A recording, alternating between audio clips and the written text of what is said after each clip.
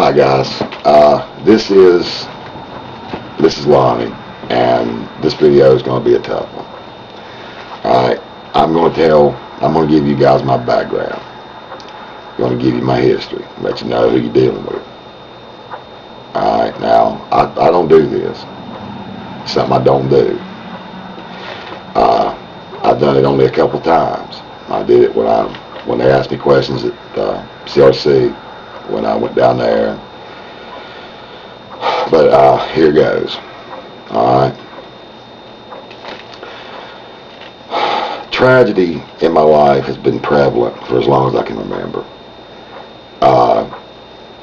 The first thing that started happening was my father left when I was 4. And I can remember, he was an alcoholic. My father was an alcoholic. He left when I was 4. He was cheating on my mother. I can remember him walking around. Well, I'm not even going to go to that part. Later, when he and my mother divorced when I was 6. And I was so angry with her. Because for whatever reason, I loved my father to pieces, and it wasn't a love that I developed. It was a love that was in me. And when she divorced him, I blamed it all on her, and I really hated her for years after that. A year or so later, my uncle, who was the dominant male figure in my life at the time, went to Vietnam. I can remember, well, it was just a tough time. I was scared for him all the time. I was worried. I would watch the TV at night. Now, I don't know if a lot of you guys too young to remember Vietnam, but hell, it was televised. And you would watch it and hoping that you would see him and hoping that you wouldn't. You know, it was a tough thing. And I was, 7, 8 years old.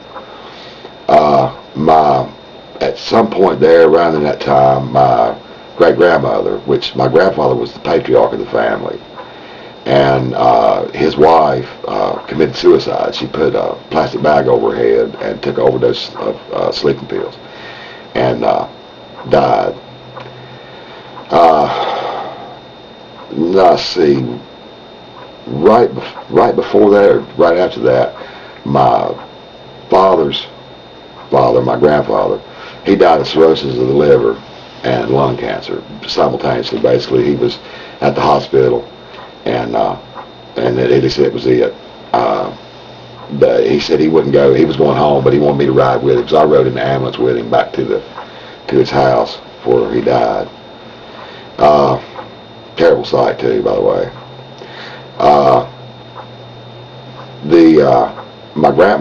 My mother's father, we lived with them after my father left, and he died of a heart attack. Rolled out the floor in the house there.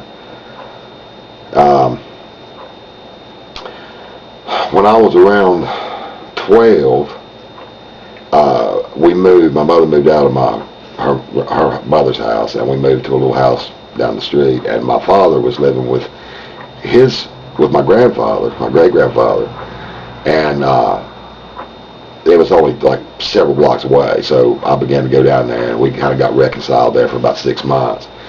And guns were a big thing in our family. We always, I think my first word was bang. And he asked me one day, I was 12, and he asked me one day if I knew where to get a gun. Well, I did. It's just the way I grew up. So we had been saving some money, and I went up, and I took the money, I went and got the gun, and we messed around with it there a little bit. But anyway, he ended up shooting himself with it, 38 special. I was supposed to spend the night with him. He's over there drunk, and he was kind of like threatening it. And I took the gun away from him, and we wrestled around for it. I got it and jammed it, and he made me feel guilty about it, so I unjammed it, and went up back to my house to get some clothes, and came back over that evening and found him in the bed with a bullet hole in his head.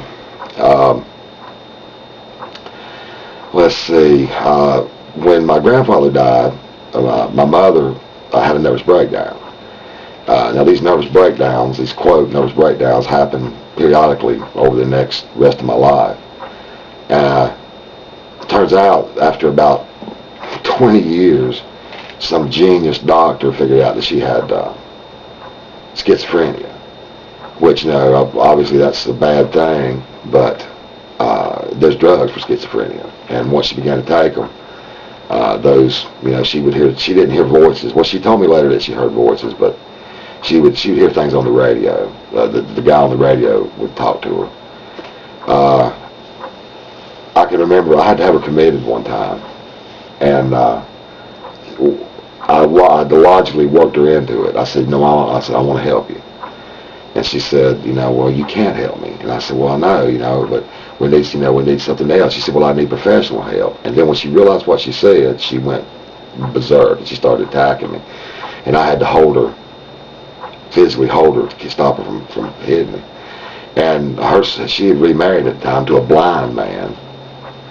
Buford was his name. And he was blind. She was dyslexic, and because of her illnesses, she didn't get a good education, so she was virtually handicapped as far as being able to live in public, manage her own money, what have you. So she worked in industry to the blind, and she met him. And he was abusive to her. Apparently, my father was abusive to her for the few years he was there.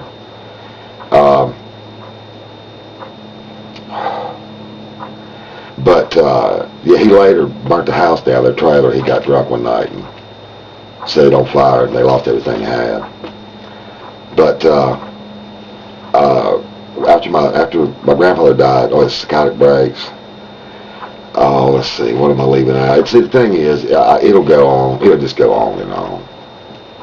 I mean, and I don't talk about it.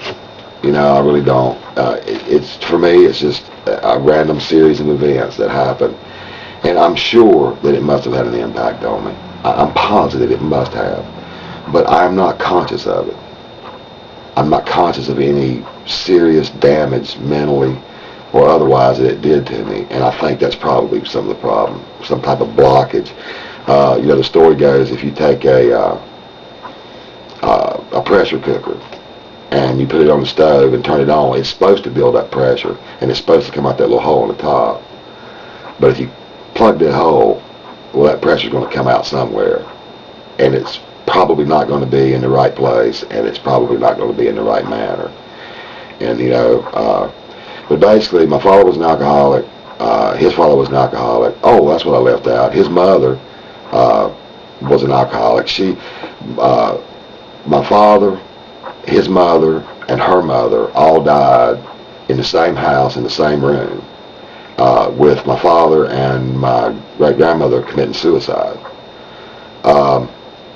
His father was an alcoholic. His mother was an alcoholic. He was an alcoholic. I'm an alcoholic. Well, they tell me I am. Actually, I've self-medicated for years with alcohol, my anxiety, because when I come off the alcohol, I don't have withdrawal symptoms. I'm not physically addicted to it, nor mentally addicted to it. But I know it helps with that damn anxiety. And I'm telling you, for me, guys, it is damn severe. It's debilitating. It is. But, as I sit here, look at me. I can sit here in this chair and talk to you guys. So there is something that I've managed to do. There's something I've stumbled on that's helping. And I did a video called "Having a Bad Day," and that'll give you an idea of the other side of this. But that background, and then now my severe anxiety and my medicated with alcohol and every other drug I get my hands on. That's my background. That's where I'm coming from. I haven't read a bunch of books. Well, I have read a bunch of books, but my knowledge doesn't come out of books. My knowledge comes out of the trenches. And if there's anything that I got, that'll help anybody, you're welcome to it. Contact me. Email me, do whatever you want to do. Like I said, I'll give you my number. I'll talk to you on telephone.